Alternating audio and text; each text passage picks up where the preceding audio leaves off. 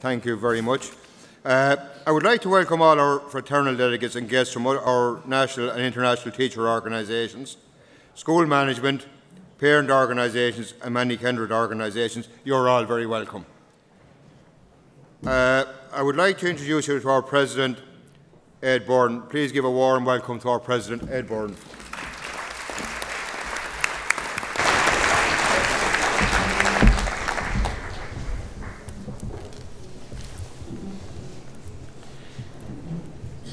Mayor, distinguished guests, family, friends and colleagues. It is great to have this opportunity to speak to you as President of the ASTI at our 95th convention. It also gives me great pleasure for my address to be in the Kingdom at a time when Auchlia are All-Ireland champions, though no longer national champions. We in Dublin appreciate these days because we know they don't last forever. We in the ASTI, regardless of where we come from, know how difficult it is to reach any good days, and we appreciate that when good days come, they are always a result of hard work and great effort. That is why I, for one, salute our emeritus members who fought so diligently in the past to secure improved terms and conditions that we enjoy today. I must also point out that in Finland, where some believe they can do no wrong educationally, the one teacher union, the OAJ, is made up of student members, teaching members and emeritus members. Maybe there's a lesson for us. The OAJ certainly played a part in the Finnish success story. That it has had a positive role is undisputed and is in line with findings made in an OECD report of 2011, which states, some of the most successful reforms are those supported by unions rather than those that keep the union role weak. More lessons, I think.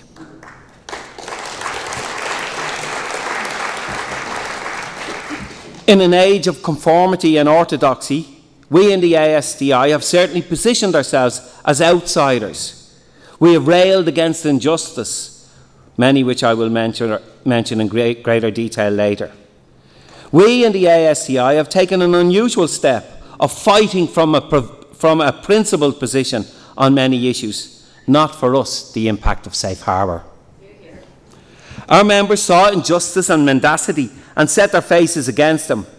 We didn't see ourselves as special, just principled. The country's finances went into meltdown in late 2008, brought about by the collapse of the banks and the socialisation of private debt. It seems to some ridiculous to be mentioning this so long after the collapse, but as long as successive governments cling by their tenacious fingertips to the financial emergency measures in the public interest, we have no alternative but to point out those who caused the emergency.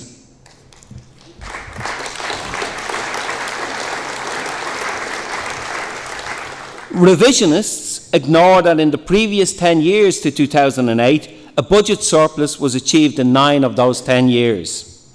This is unpopular to mention in certain circles, as the narrative does not support the shameful attacks on public services and public servants. It is much better to make people believe that they all partied too much and helped run deficits year after year. The first attack on ASTI members in 2009 came when Belcamp College in North Dublin closed. The teachers of Belcamp had legitimate expectation that they would have access to any one of the 3 retirement strands paid for in an earlier collective agreement. Judgment was in their favour, but the judge then overruled his own good judgment because of the mistitled FEMPI legislation. This was our first encounter with FEMPI. It would not be our last. The FEMPI legislation has denied the trade union movement and the ASTI more than most the right to normal industrial relations mechanisms. Let's not be in any doubt, it is an abuse of power.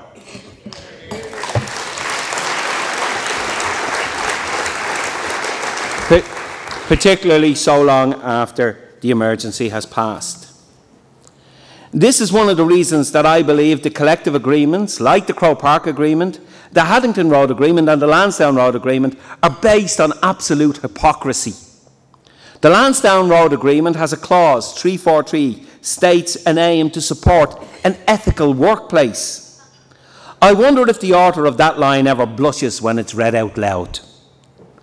Any collective agreement underpinned by emergency legislation so many years on from the emergency is shameful and unworthy of being considered ethical.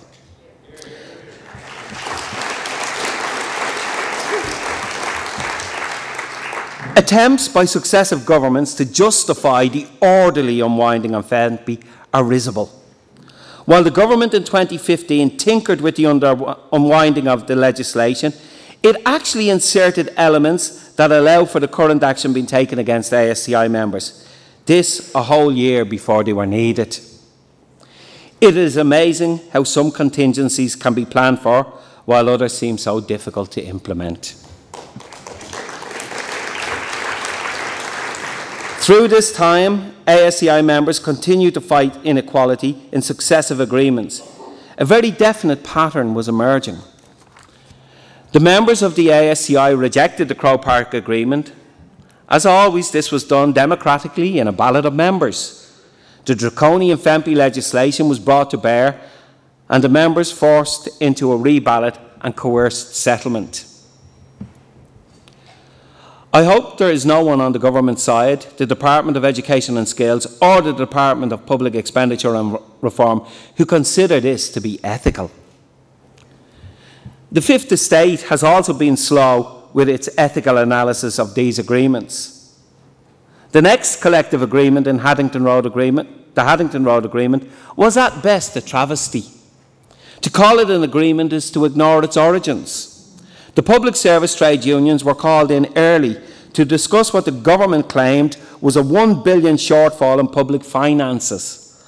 All discussions were predicated on making up that shortfall. The unions were once more threatened with FEMPI legislation. For once, the union membership throughout the public service stood strong and rejected Croke Park 2. Croke Park 2 morphed into Haddington Road, and threats and coercion worked its black magic, and the agreement found favour with the majority in hastily arranged second ballots. The pattern I spoke of earlier is really now beginning to emerge. The ASTI members, even in a second ballot, refused the Corleone-esque offer. Once more, the ASTI became divorced from the wider trade union movement and fought on alone. The pressure of FEMPI was once more exerted, and in particular the threat to members' very right to job security.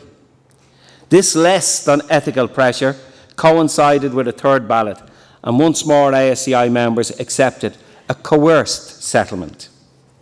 It became difficult to listen to those who suggested that only those earning over $65,000 per annum had a pay cut under Haddington Road. Again, this is a tale of hypocrisy. Every teacher had a pay cut under HRA, regardless of earnings. It also led to the perverse situation where some members had to pay €1,669 so as to not do something they never did in the first place, while those earning very little lost all payment.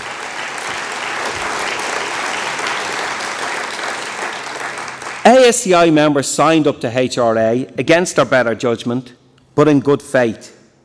This made it extremely hurtful when provision under the agreement was withdrawn, despite members fulfilling every element in HRA, but because they refused the subsequent agreement.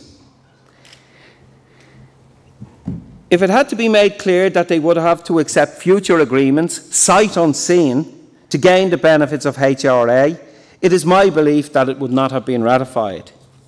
Is it ethical to expect people to sign up to future deals, forcing them to agree clauses they could not see or predict? Can anybody here imagine making a significant purchase where the terms and conditions are a blank page and then agreeing the vendor can fill in the blanks at a later date?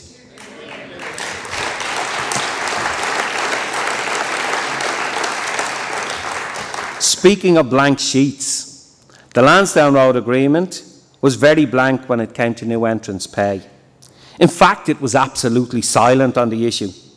I challenge anyone present to show me one sentence where the issue was addressed. Members, remembering how they felt tricked by previous agreements, leaving future entrants unprotected, felt they could not and would not sign up to LRA. Once more, FEMPI was used to coerce the trade unions to accept the offer. At this juncture, I must point out the pattern I spoke of previously has been fully established. The ASTI members, in a democratic ballot, rejected the offer. Our sister union, the TUI, stood alongside us for a time before finding more reasons to accept than reject. And like the many sea stacks dotted along the west coast of Ireland, we were once more standing alone against injustice, inequality and the unethical. Like the sea stacks, we have a great deal of might aligned against us.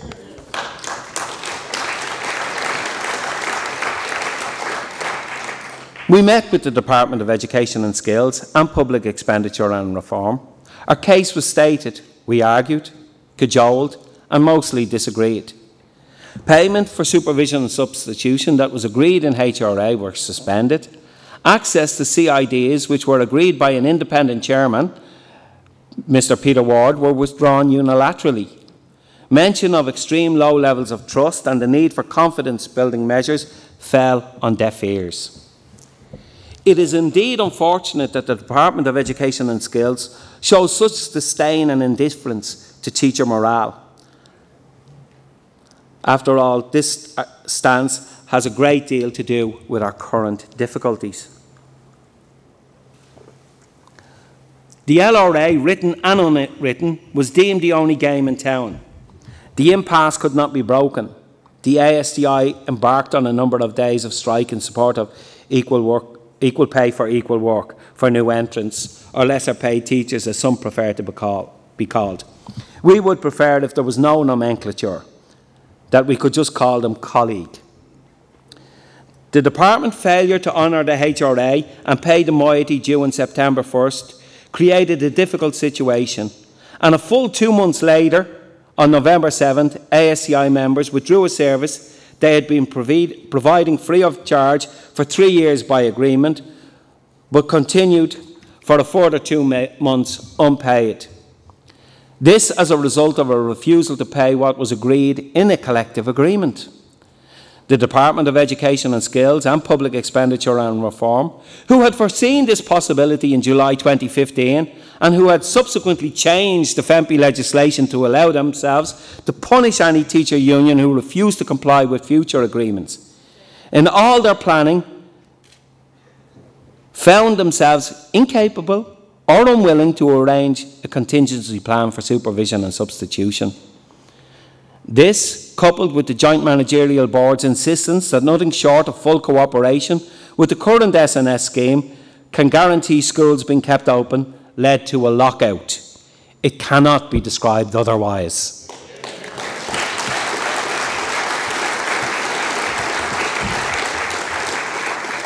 Teachers all over the country turned up for their normal classes. We have some amazing photographs to prove this.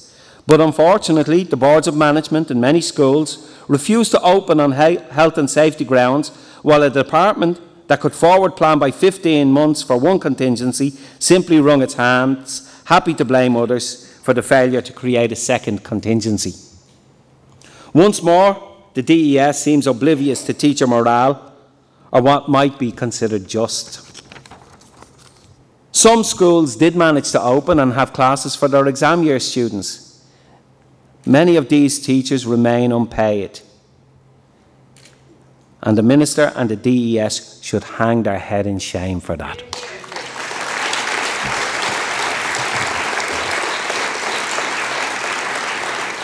While all this continued, we remained in contact with the department on issues of reform to the junior cycle. These proposed reforms warrant deep scrutiny. The reform initially mooted by the former Minister Rory Quinn was to simply scrap everything. He was either applauded by those in education or the silence was deafening. It was difficult to listen to those now telling us how great reforms are. Without our and the TUI's opposition to the former Minister, there would be nothing to defend. The current reforms, constructed around outcomes-based education, underpinned by assessment for learning methodologies, are failing all over the world. Why would we still consider them? This brings me back to a story about the towers in Ballymun. Dublin Corporation received numerous reports explaining that high-rise living was failing all over Europe. It was expensive to maintain and required massive investment year on year. The plans were still on the drawing board at this point, and there were no sunk costs. But we built anyway. It sounds familiar. I won't labour the point, and I'm sure that guest speaker will have a lot more to say on this particular issue of educational reform. We had, until summer 2016, agreed with the DES that the issue of LRA and or any collective agreement for that matter and junior cycle should remain separate.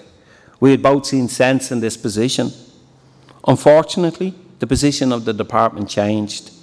They now stated that in any future agreement, nothing would be agreed until everything was agreed.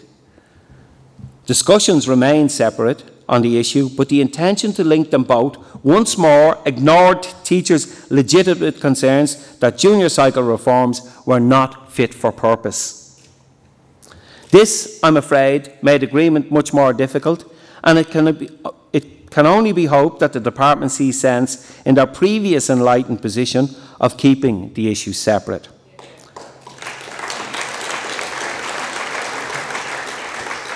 I must again stress that morale and trust were on the floor.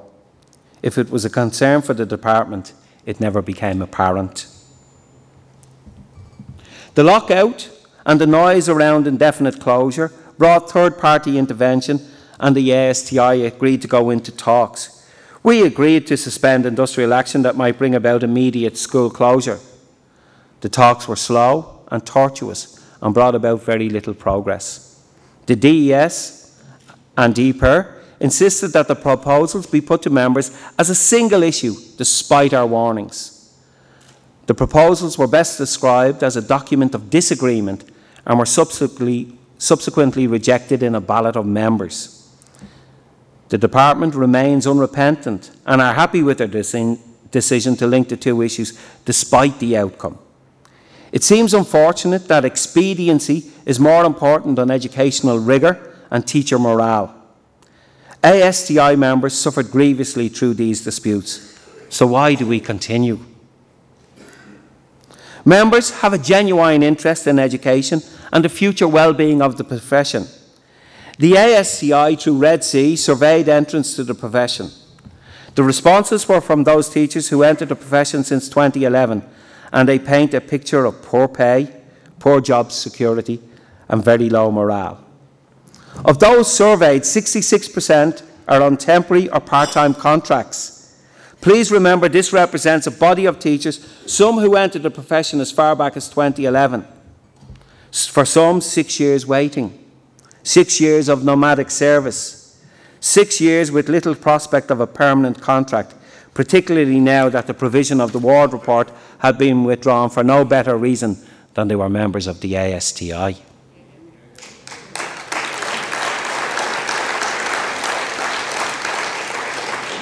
The Minister and the Department must end this disgraceful withdrawal of the Ward report from our members. It is nothing short of malice and vengeance, with no benefit accruing to the system.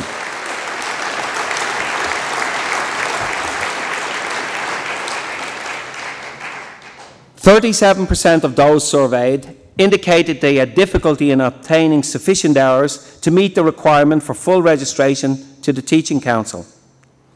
Entry to the profession is obviously dysfunctional, yet the department uses the findings of an independent report on the issue as a weapon in an industrial dispute. One must wonder, is that ethical?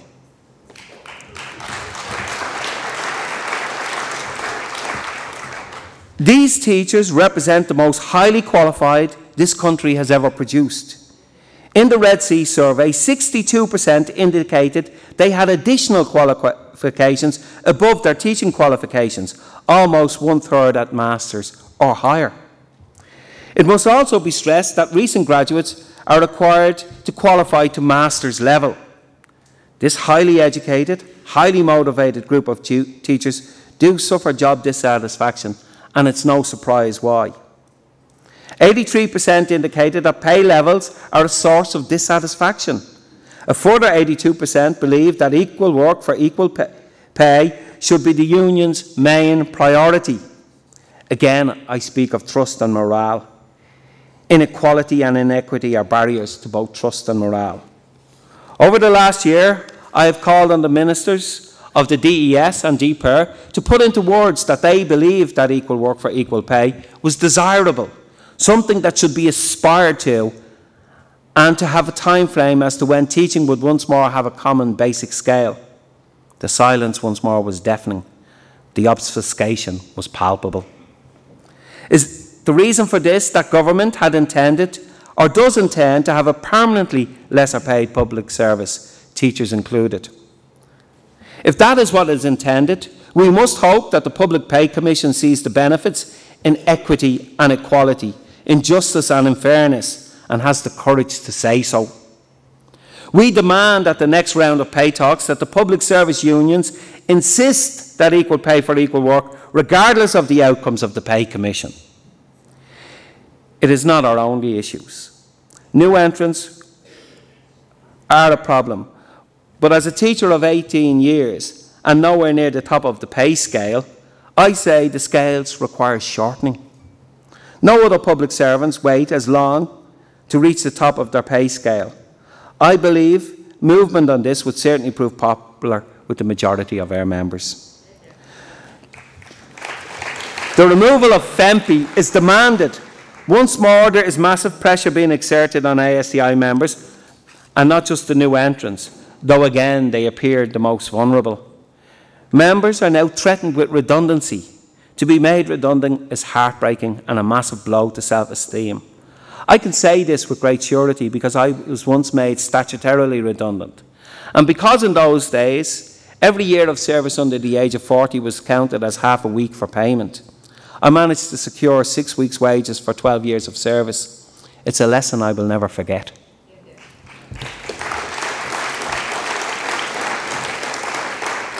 Our members are not under threat because there is no work for them.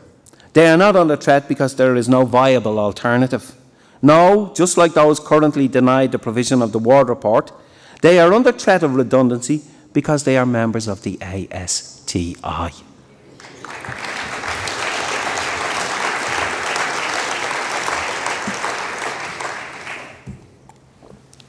These would not be money-saving redundancies. The denial of ASTI members access to an efficient, cost-effective redeployment scheme can only be seen as an instrument of coercion or an act of vengeful malice. We are currently undertaking a ballot of members in support of those signalled out for redundancy. We are the most balloted union in the country, and no one could ever describe us as undemocratic.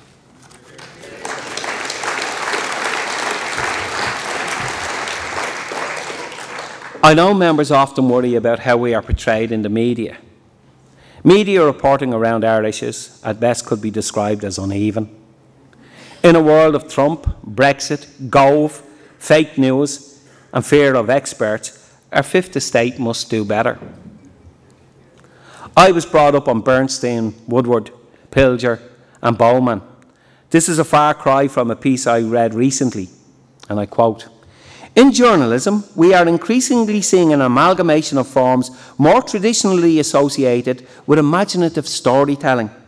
A departure from sober reportage of facts towards a carefully constructed narrative designed to appeal to the emotional and personal beliefs." End quote. I thought to myself, that's what we used to call fiction.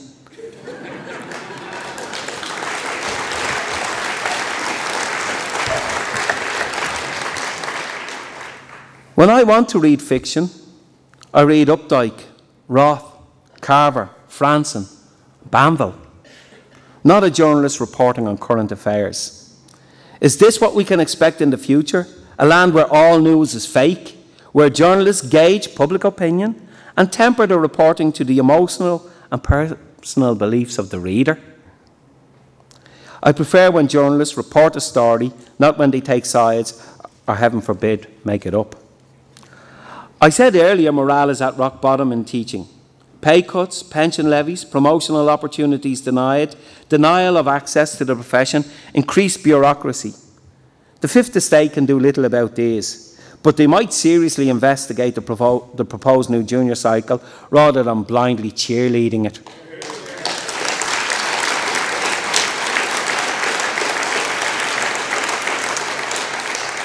Has the media nothing to say about the continued renewing of FEMPI legislation years after the crisis is over?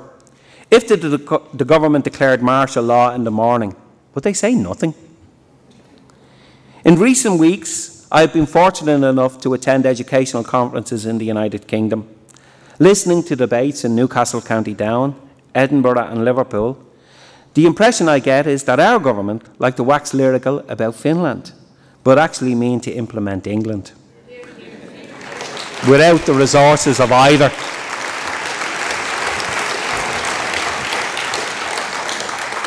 Nothing will convince me that the reforms the department plans, such as junior cert, school self-evaluation and school autonomy are healthy and not simply agents of accountability and control. In Liverpool, the ATL's General Secretary, Mary Boosted, warned that when politicians speak of autonomy, they mean structural autonomy, not professional autonomy for the teacher. Our current Minister for Education and Skills, Mr Richard Bruton, on the first day he met with an ASTI deposition, assured us that he had no intention to drive educational reform based on ideology.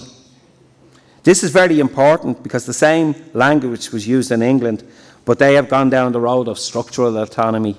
This has led to the academy system, and it's sucking money out of education and failing students and teachers badly. This is ideologically driven by the Conservatives, and in particular that defender of evidence-based research, Mr Michael Gove. I hope you can hear the sarcasm in my voice. The Minister must stay true to his word and prove he is not an ideologue, and switch to the system that has real teacher autonomy at its core. He must move away from assessment as a means of reform and look at the underlying structures that cause educational disadvantage and low levels of achievement. The other minister in our lives, the Minister for Public Expenditure and Reform, Mr Paschal Donoghue, must rid us of that crass phase, doing more with less. This is short-termism and is not a strategy to bring about long-term success. Sensitivity to others stops me expanding on the consequences of trying to do more with less. It might be a good soundbite for those required to seek election every 5 years, but for those of us who wish to plan long-term, it should have no place in our thinking. Blocking our path at the moment are the twin walls of FEMPI and junior cycle reform. To paraphrase a former American president, for whom I have very little time, ministers, tear down those walls. Importantly, the department has to pay attention to teacher morale and trust. These are important. Our employer doesn't seem to recognise this. Let's hope we can help remove the scales from their eyes. The absence of equality and equity go to the heart of our dispute. Deal with the inequality and inequity. Bring about equal work for equal pay, and the ASTI will come on board. Go to Míle Maith.